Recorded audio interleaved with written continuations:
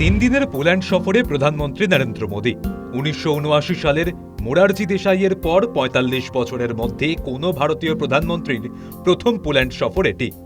এই সফরে ভারত ও পোল্যান্ডের মধ্যে কূটনৈতিক সম্পর্কের ৭০তম বার্ষিকী উদযাপন করা হবে।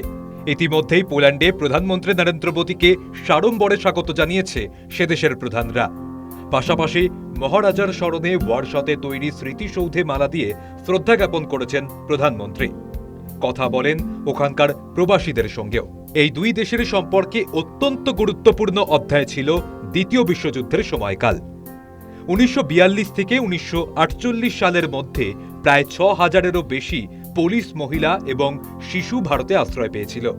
আশ্রয়স্থলের মধ্যে উল্লেখযোগ্য হল জামনগর এবং কোলাপুরের রাজ্যগুলি।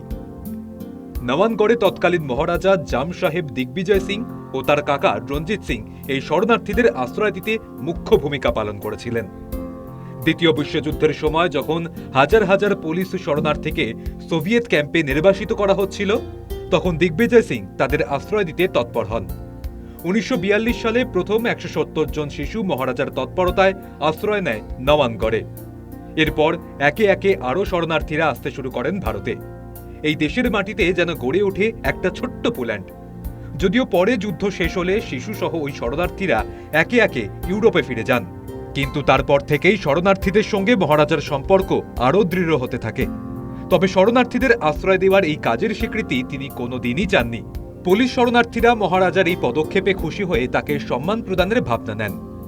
১৯৮৯ সালে মহারাজাকে সম্মান প্রদানের জন্য তার নামে ওয়ারশর একটি স্কোয়ারের নামকরণ করা হয়। সেই সঙ্গে একটি গুড মহারাজা স্কোয়ার স্মৃতিস্তম্ভ বসানো হয়। এমনকি পরবর্তীতে তাকে মরণোত্তর পোল্যান্ড প্রজাতন্ত্রের commanders cross of the order of মেরিটে ভূষিত করা হয়। তবে এখানেই শেষ নয়।